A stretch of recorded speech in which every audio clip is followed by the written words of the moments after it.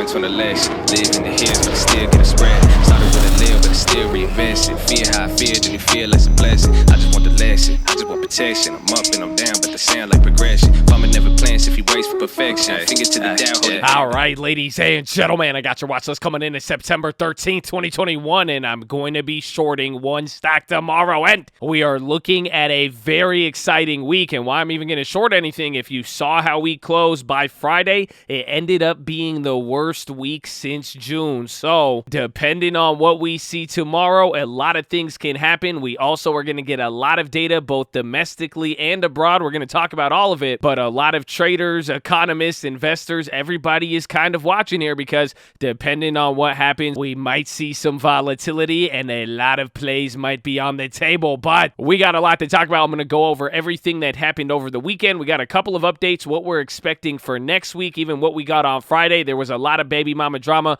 with Apple and every other company. Again, Friday was just a crazy day, so we're going to talk about that. Then the plays that we made, and then the plays that we have for the rest of the week. So let us not delay. You guys know what you need to do. Drop your thumbs up on the video. Make sure you're subscribed. And if you don't know, we are live Monday through Friday, 30 minutes for open. It's the first link in the description, and it's pinned in the comments. We better see you there in the morning. It's free $99. It costs you nothing to join. YouTube.com/the-stock-market. You can post the plays, see the plays, watch this come to life. And yes, if you need a stock market support group, you just need to talk about stuff on Friday. We got you, baby. Then yeah, we are the place to be. And the most important thing you need to do, post your watch below. Let us know what you're looking at. Got any plays, comments, remixes, anything. Post them below and source that info. Shout out to chat, baby. And please do not forget, today is Sunday. Tomorrow is Monday. I need your help, please. This is the random account generator. Please, please, please, just post a play, a real play that you want to buy with time. Up to $100, strike price, expiration, all of that. We need it.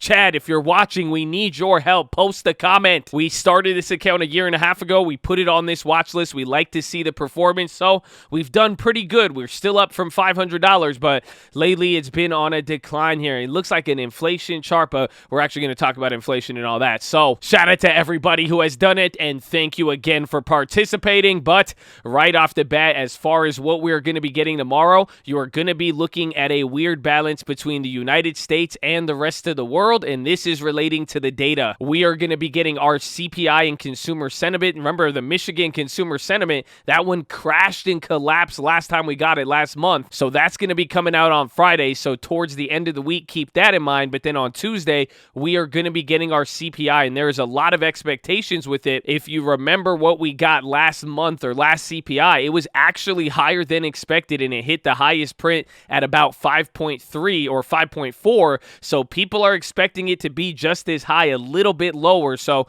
depending on if this expectation is wrong, this could get the market a little bit jumpy. And again, how we came off of last week, every single day was red, and that was following the jobs report, which was following Jerome Powell and Jackson Hole. So anything related to the Fed there, or anything that could change this idea of economic growth policy, this stuff that is worrying people from September, that will be key. So that is what we are going to be watching here. You're going to get a couple of other data points, but again, Michigan consumer sentiment and CPI will be the most important. But then coming into China, you're going to get a lot of their data. And then last month, we got to see the closure because of Delta and what they were doing with the shipping ports. You also had some of the data from their floods and everything else going on there. So that one's going to be key, and it's expected to move the European and emerging markets more than our markets. So this is where we're going to get a weird balance this week, because we want to watch, does Europe kind of continue its trend? It kind of broke that trend a little bit last week, and you saw the weakness carry over into our markets. So we really want to be watching out for that. But just in general, a lot of slowdown economic data is expected to come out of China. So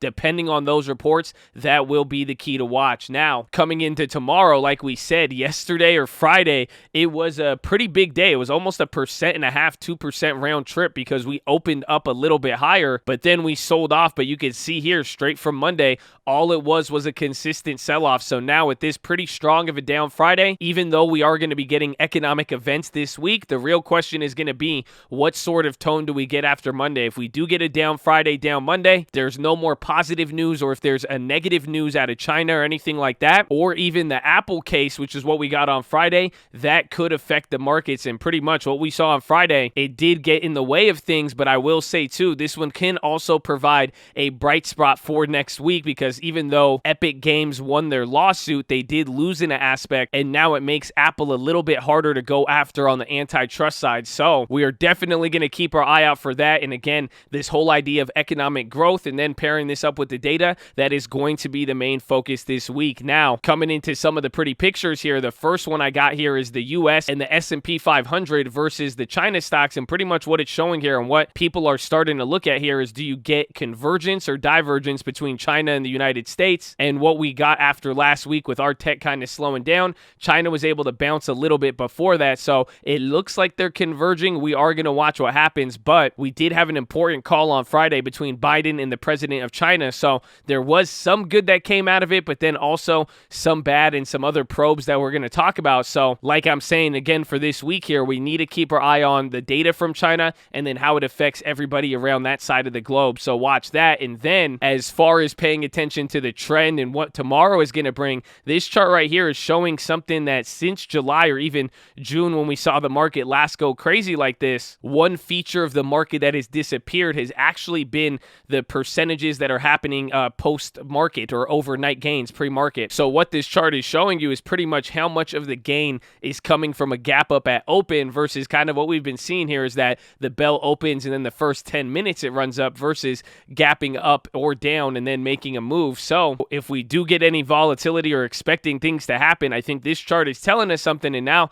this is just one of those little factors that we're going to watch. But our focus is pretty clear cut this week. Like we said, you want to watch the data. I will see if there is any US-China talks, how that could affect things. And then any other political updates related to the budget or infrastructure. We got some news over the weekend, so we'll see what happens. But pretty much now, how we play out with the data domestically and then what it means abroad, that is going to be the main focus this week. Now, coming into the company news and events, like we already talked about, Epic, this was the big deal on Friday where a judge ruled that Apple has to allow all these companies to use other payment processors. It sent Apple down, and then Google dropped as a sympathy play, and then any company with a big presence on the App Store rocketed. But more details are coming out, and even then, don't underestimate the market to be able to flip this, because now Epic has filed an appeal against the judge. Even though they got the App Store ruling, they still have to pay $4 million for breach of contract. So even though it's a short-term victory and allows these companies to profit off the App Store, it does make Apple now innocent of the claim that they are a competitive superpower and that they don't let anybody compete. So given the effect that it had on Friday, I would definitely be watching this. This is the first thing we're going to see. And then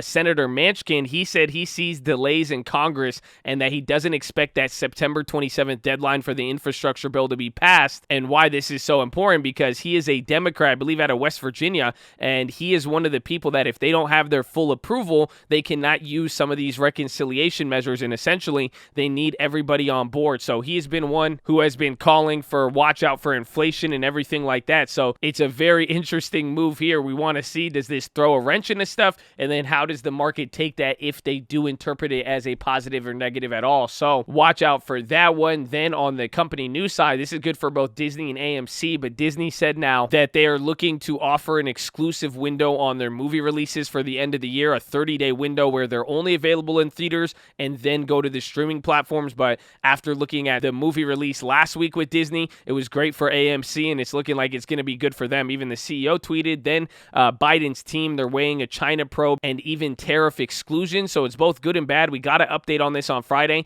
and there's just more details around it. As far as what they're going to be doing, they want to look at the impact of Chinese subsidies and how that could be affecting stocks. And then they also want to talk about even excluding some companies from the tariffs to get a more better approach. It's kind of both good and bad at the same time. But like I'm saying, we got that phone call with them on Friday. We really want to see if there is any updates or if you see any escalation or more negative news out of one side or the other. So watch out for that. Then back to this news again. KSU has announced that they're taking a lower offer from Canadian Pacific instead of CNI. But the big difference is it's coming at a lower share price. And then now, given the antitrust stuff, I really just think this is going to be a doozy. You're probably going to watch all of the railroad companies go crazy this week, so keep your eye out for them. Then Hertz, said that they're in talks now to name a new CEO. They're kind of coming off of the recovery from their bankruptcy. We'll see if that turns into a hype stock again, so watch out for that. Then Cisco, I think this one's pretty interesting. May even want to watch a play for this one, but they are planning to meet with analysts on Wednesday, and this would actually be the first time that they have done this in 4 years. So they've never met with analysts or let them kind of see the company and talk with them. So this could provide a catalyst. This was noted by Barron, so I do want to keep my eye out for that one. I think that could be interesting. Obviously, there will be other market factors at play to set up some plays, so watch out for that. Then Google, this one I want to see again. They got clapped off of the Apple news, even though they didn't have anything related to them, but we'll see if anything on the antitrust mood or anything negative towards that space comes out here. But this one is pretty negative. There was a report that they actually submitted user data to the Hong Kong government last year, even though that they pledged that they didn't. So this one's going to be interesting. Again, this relates to even the protest and everything else, so we'll see what happens with that. Then RKLB, Barron's also said over the weekend that the prices of this stock has soared too quickly and that it is time to take profits. Then Tesla raised their Model Y performance price by $1,500 in China. The stock sold off on Friday, but it had a pretty good week last week, so we will see how it plays out. There was another update from employees about the email they got from their managers on like meeting performance numbers or something like that, so watch out for that. Then on the shipping side, LA port tops over 50 ship waiting to enter the port. This is a new pandemic record, so supply chain issues and port congestion and even shipping prices, that came up a lot over the weekend, so we will see how that carries over into this week. And then finally, to the crypto space, the Treasury and then Financial Stability Oversight Committee, FSOC, are discussing a formal review into stablecoins. They might do it this week, but if they do, and depending on how that outcome, that could actually hit crypto pretty hard, so it really depends on what's going to happen. But we are coming off of a pretty wild week last week. We have a lot of data and catalysts that could move a lot, and depending on what happens, we might see a trend emerge, or it was an overreaction, so I hope you're ready. But that is pretty much it, so let us get into the plays. So right off the bat, I got 3 different stocks that I'm looking at coming into tomorrow. One of them I did make a play on. It was actually a pretty bad play. We'll go over that, but the first one, this is the stock that I want to be shorting tomorrow, but Shopify,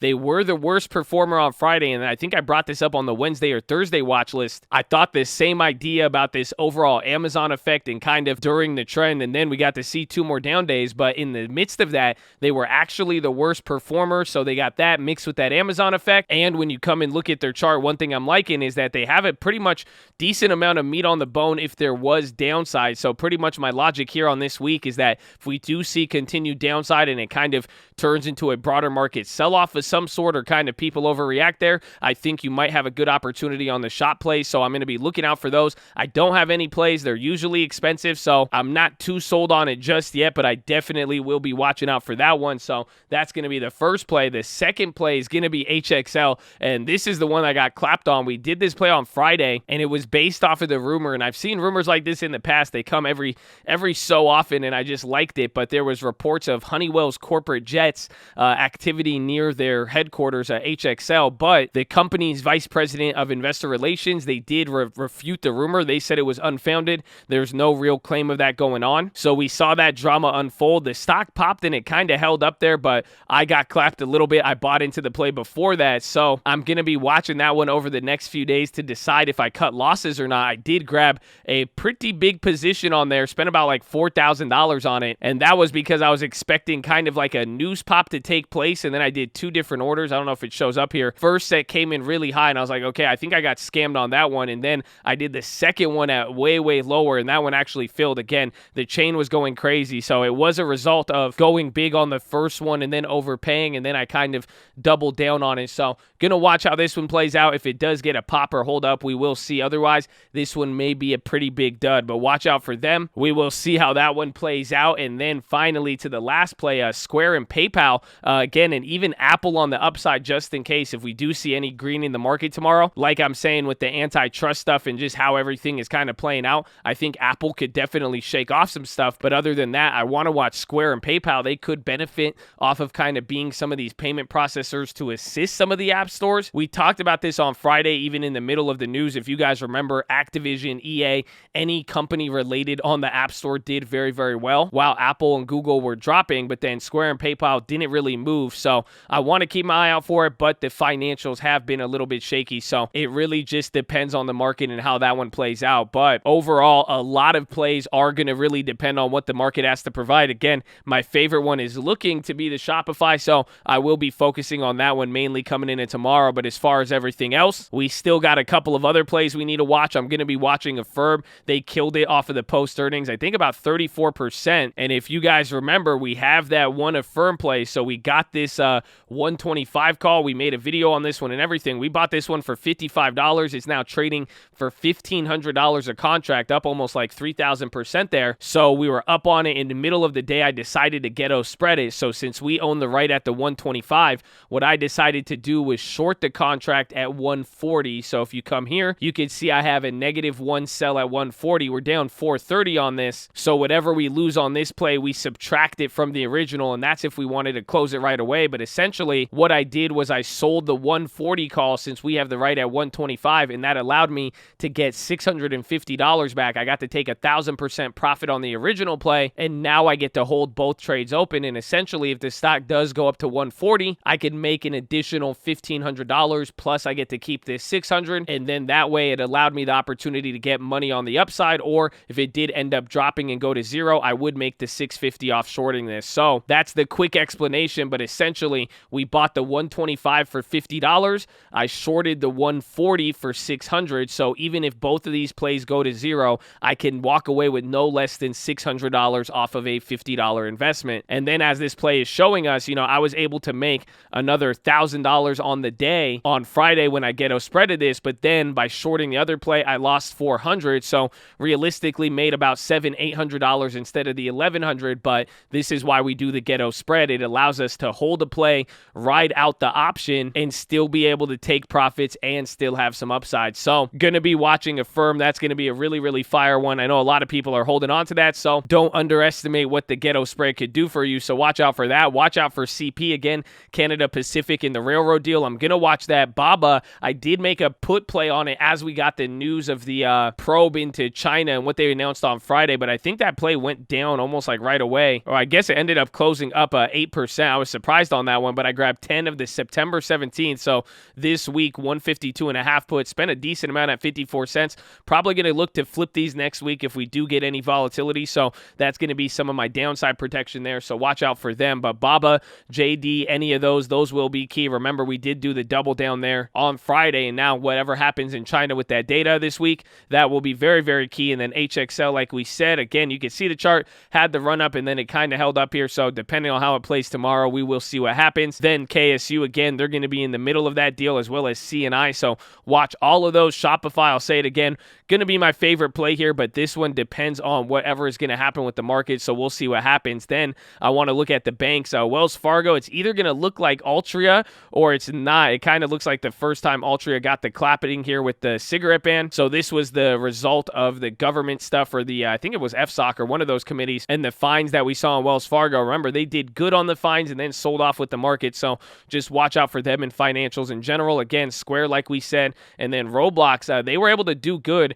and again, they've made it past that dreadful day of the lockup people were talking about, so the fact that they're still holding on and they got to benefit from the whole Apple iStore thing, I think this one could be a good one here, where maybe even a potential play this week if we keep looking at the chain, so watch them. And then Ford, they sadly slipped a little bit. Again, there's been a lot of news on the chip shortage and all of that, so they usually don't do good during there. I want to see if they get a little bit of a pickup, but watch the autos in general. Airbnb, we've been watching it for a while. Again, it's had a pretty awesome 3 or 4 weeks, so I just want to see the health of it this week and then how things come out again, especially with any inflation data or anything like that. And then DraftKings, NFL season, I got 3rd place in a contest. It was crazy, but gonna be watching DraftKings tomorrow. We'll see how this one picks up. They've also been a killer. If not, if anything, they've been better than some of the names like Airbnb and all that, so watch out for them. And then finally, TLT and the dollar, they are really, really holding up, and a lot of people are talking about the demand.